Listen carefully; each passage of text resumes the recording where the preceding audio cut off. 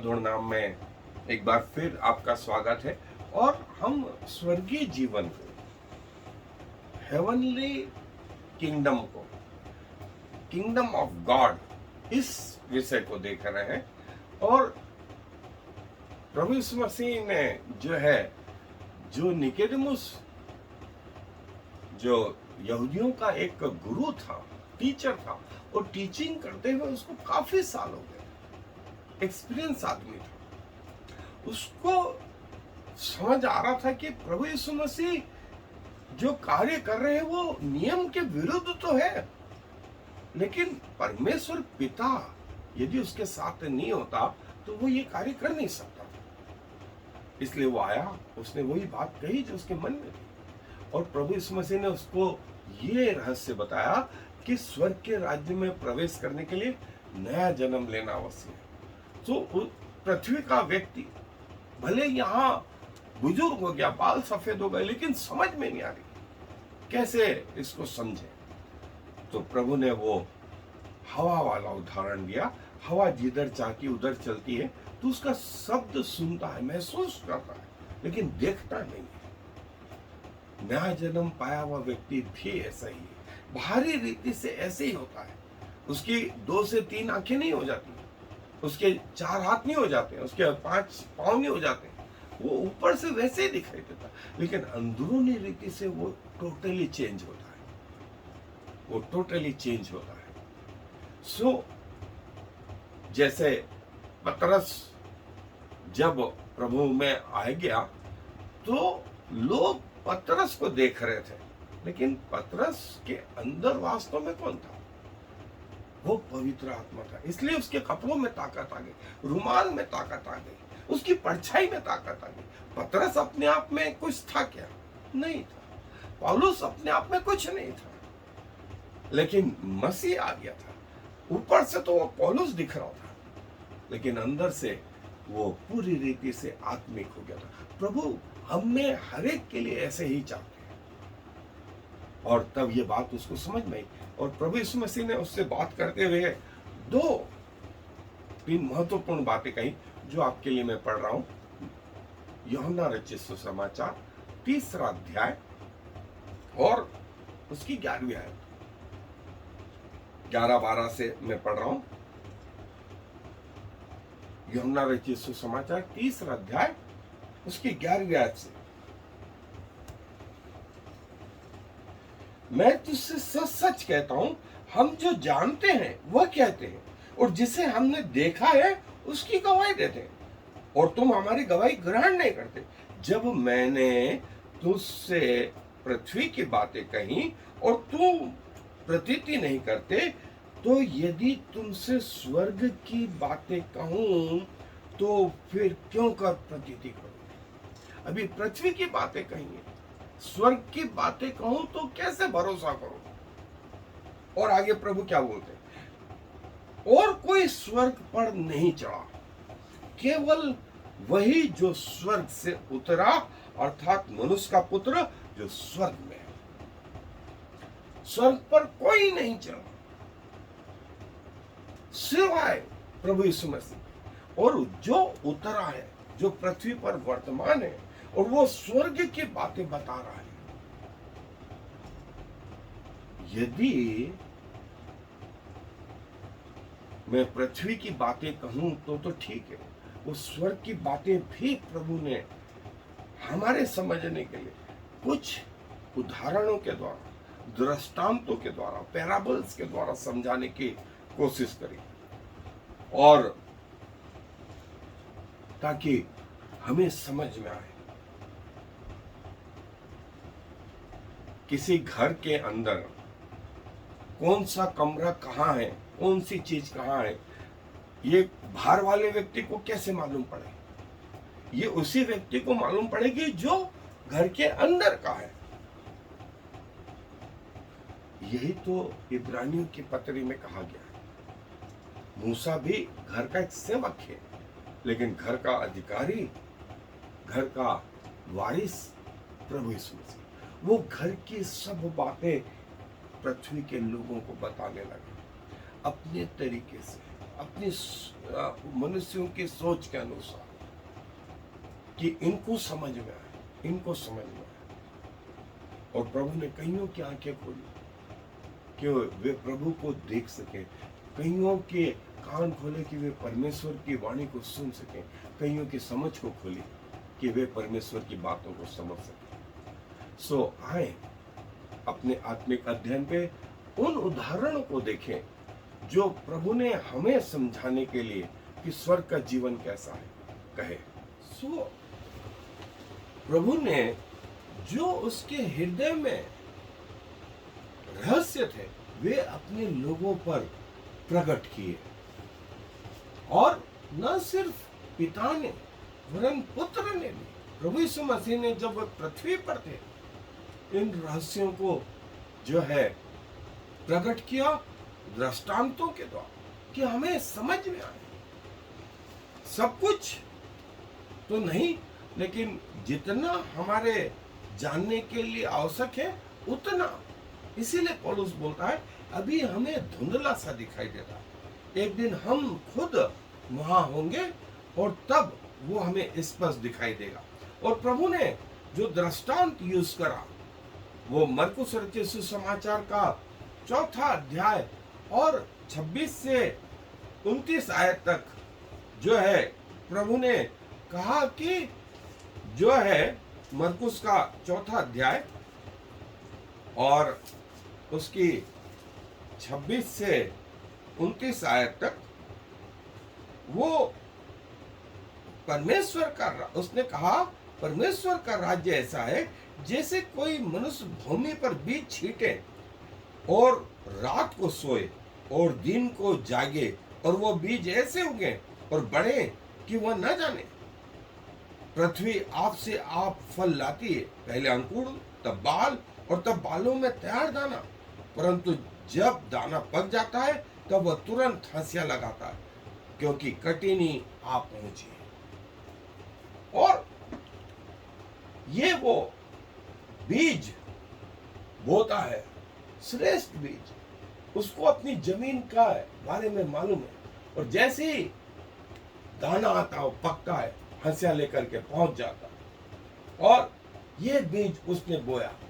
स्वर्ग का राज्य कुछ ऐसा है कि जब वो भूमि में पड़ा धीरे धीरे धीरे करके बढ़ने लगा। आज आपके अंदर पवित्र आत्मा नहीं हो, लेकिन जिस दिन आप परमेश्वर को अपना उद्धारकर्ता ग्रहण करते हैं वो पवित्र आत्मा आपके अंदर आ जाता है और वो विकसित होने लगता है, और एक दिन बड़ा पेड़ बन जाता है। परमेश्वर का वचन, परमेश्वर का प्रेम जो है बढ़ने में सहायक होते हैं। परमेश्वर का वचन जो है, परमेश्वर का प्रेम बढ़ने में सहायक होते। उसने बोया और जब वो उगने लगा, फल लाए, तब हंसिया लेकर के पहुंच गया। ये वो ग्रोइंग सीड है, ये वो बढ़ते रहने वाला बीज है।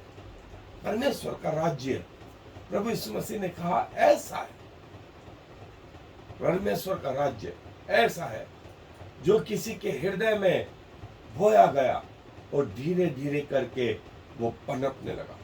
प्रभु ने हमें उस अवस्था में चुना था जब हम कुछ भी नहीं थे, और धीरे धीरे हमारा विकास होता रहा और प्रभु में हम यहां तक आ गए।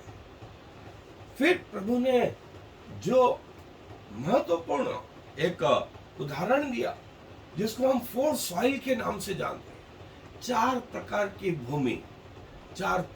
भूमि। मत्ती रचित सुसमाचार 13वां अध्याय 3 से 9 में लिखा है कि एक बीज बोने वाला बीज बोने निकला और कोई मार्ग के किनारे गिरा, चिड़ियाओं ने आकर के उसे चुग लिया।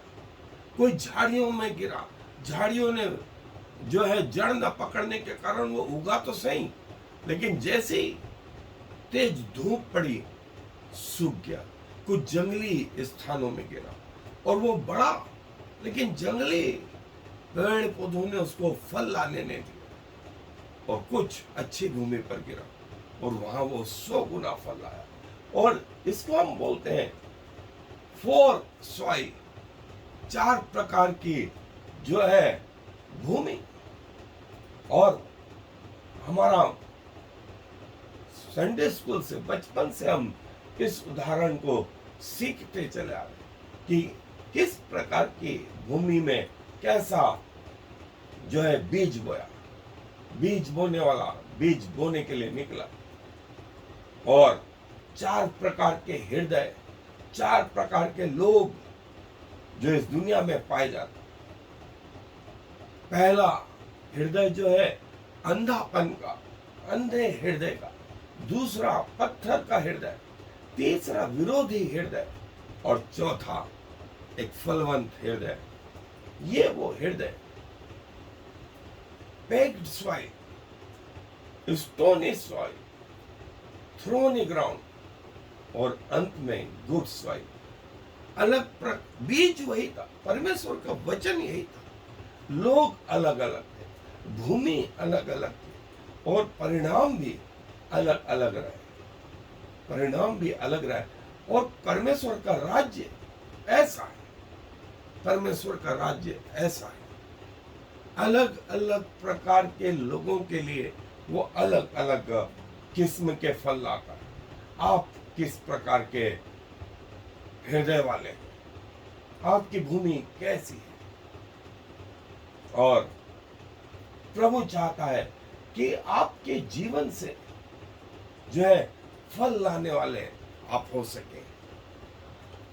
और फिर इसी मत्ती रचित सुसमाचार में प्रभु ने एक और उदाहरण दिया कि एक बीज बोने वाला बीज, उसने अपने खेत में अच्छे बीज बोए, लेकिन शत्रु ने आकर के रात में जंगली बीज भी बो दिए।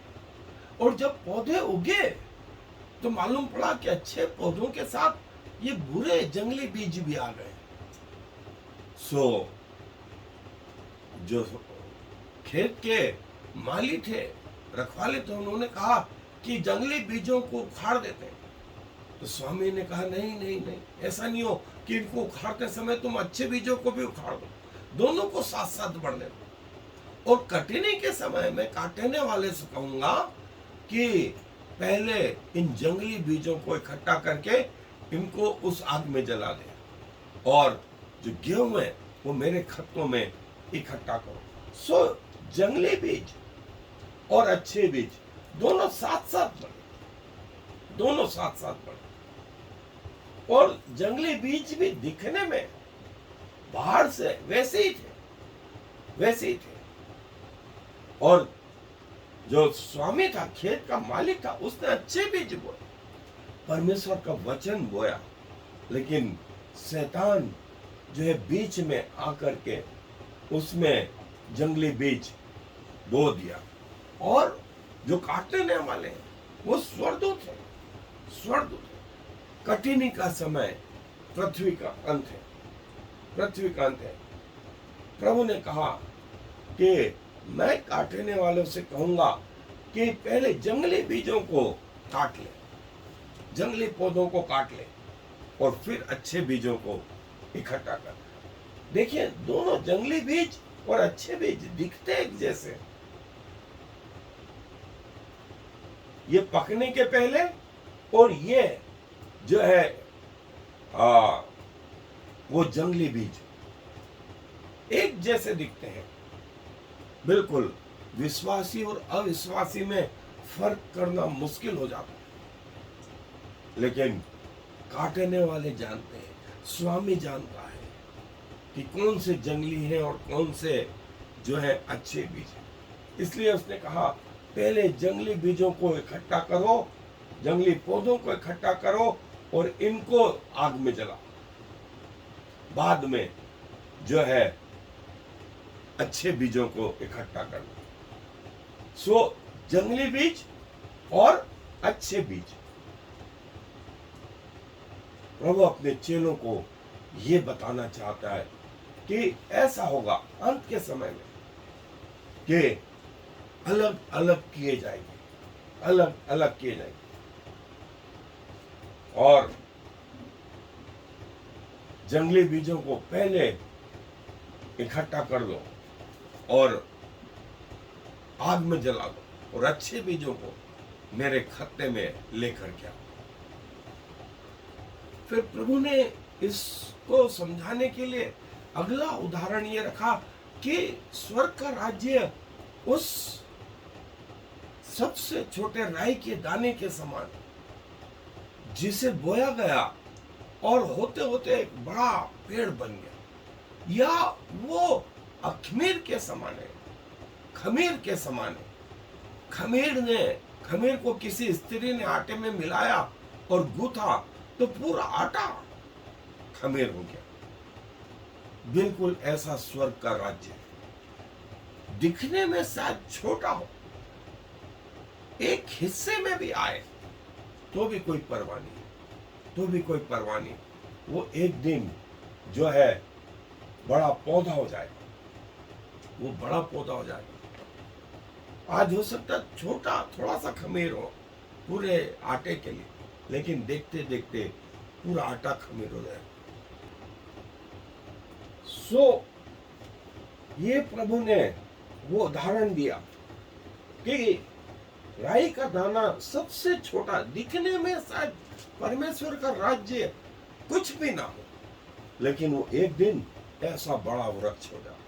खमीर आज छोड़ थोड़ा सा हो, चुटकी भर भी हो, लेकिन पूरे आटे को खमीर कर देगा। और इस उदाहरण के द्वारा प्रभु ने यह बताया स्वर्ग का राज्य ऐसा है, स्वर्ग का राज्य ऐसा है। हो सकता है शुरुआत में, आरंभ में बिल्कुल छोटा, बिल्कुल छोटा, लेकिन एक दिन वो बड़ा पेड़ बने। आज थोड़ा सा आटा हो, थोड़ा सा खमीर हो, लेकिन पूरे आटे को क्या कर देगा? खमीर कर देगा। ये प्रभु का वचन है, ये प्रभु का वचन है, जो इस उदाहरण के द्वारा प्रभु स्वर्ग के राज्य को हमें यह समझाना चाहते हैं कि स्वर्ग का राज्य आज छोटा सा दिखाई दे रहा है, लेकिन एक दिन ये बड़ा पेड़ हो जाए, बड़ा पेड़ हो जाए, और जिसमें आकाश के पक्षी और दूसरे भी जो है आसरा पाएंगे।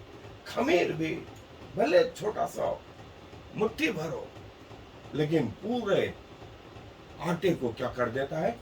खमीर कर देता है, पूरे आटे को खमीर कर देता है। प्रभु का राज्य ऐसा है, प्रभु का राज्य ऐसा है कि थोड़े से स्तर से आरंभ हुआ, लेकिन जो है अंत तक ऐसा बढ़ गया।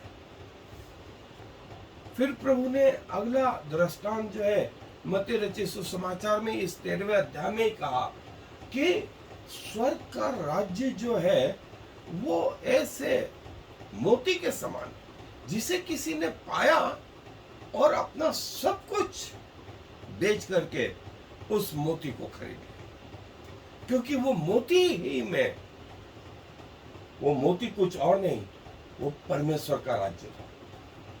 वो मोती ही परमेश्वर का राज्य था। और कई लोगों के लिए पृथ्वी का जीवन इतना इंपॉर्टेंट है कि वो बहुमूल्य मोती को भी छोड़ देते हैं, लेकिन कईयों को जिनको परख है, वो बहुमूल्य मोती मिलने पर सारी चीजों को छोड़कर, सारी चीजों को छोड़ करके वो उस मोती को पाने की कोशिश करते, उस मोती को पाने की कोशिश करते, क्योंकि उसको मालूम है इसका मूल्य कई गुना है। हीरे को परखने वालों को ही मालूम है हीरा क्या होता है, अन्यथा कांच के टुकड़ों को भी लोग जो है हीरा समझ के बैठ जाते।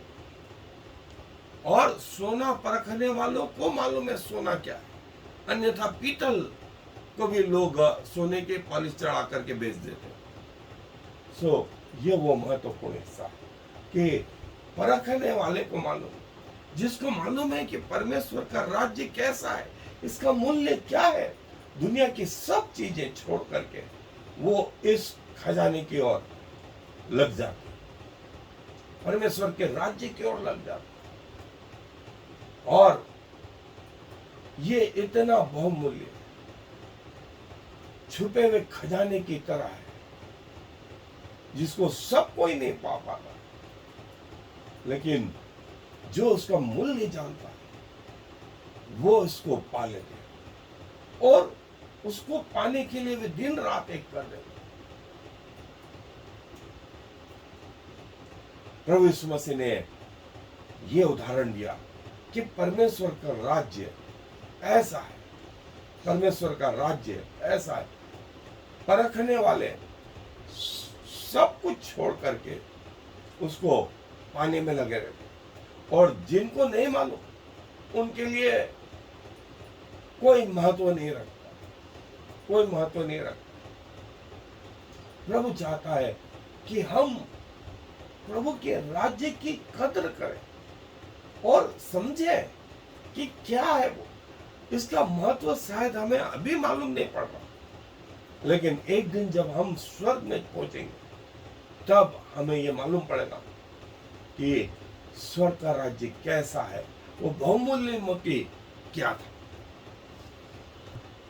फिर स्वर्ग का राज्य उस जाल के समान है जिसे किसी मछुआरे ने फेंका और बहुत सारी मछलियां ले आए, और जो अच्छी थी उन्हें तो रख लिया और जो अच्छी नहीं थी उन्हें फेंक दिया। बिल्कुल ऐसा चुनाव होगा कि जिसको मालूम है कि अच्छी मछलियां क्या है उसको तो उसने रख लिया, और जो खराब थी उसको उसने फेंक दिया। स्वर्ग के राज्य में ये चुनाव, स्वर्ग के राज्य में ये चुनाव कि कौन सा अच्छा है और जो है किसको रखना है और किसको छोड़ना है, किसको रखना है और किसको छोड़ना है। ये जो है उस जाल का प्रभु ने जो है उदाहरण बताया कि कौन अच्छा और कौन बुरा। और जो है प्रभु का राज्य बिल्कुल ऐसा ही है कि प्रभु अच्छे और जो जानते हैं प्रभु उनको तो अपने पास आने दिया, लेकिन जो है मछली लेकिन योग्य नहीं उनको उसने फेंक दिया। प्रभु जी धन्यवाद देते हैं कि आप मनुष्य से मनुष्य की भाषा में मनुष्य के स्तर पर आकर के वो स्वर्गीय बातें करते हैं, वो स्वर्ग के रहस्य समझाने में लगे रहते हैं। और प्रभु इन अंत के दिनों में भी आपने अपने रहस्य अपने प्रेम रखने वालों पर प्रकट किए, उन तमाम लोगों के लिए जो आपके रहस्यों को जानना चाहते हैं प्रभु, उन्हें हम आपके हाथों में लेकर के आते हैं। दया करें पिताजी, और खुदावंत जब हम इस पृथ्वी से कूच करके जाएं तब इन बातों को तो देखेंगे ही, लेकिन पृथ्वी पर रहते हुए प्रभु आपके इन रहस्यों को समझने पाए, अपने आप को आपको समर्पित करते हैं, और हमारे द्वारा प्रभु आपके नाम की महिमा हो, क्योंकि सारा मान सम्मान गौरव आपको देते हुए इस विनती को प्रभु यीशु मसीह के नाम से मांग लेते हैं। आमीन। और फिर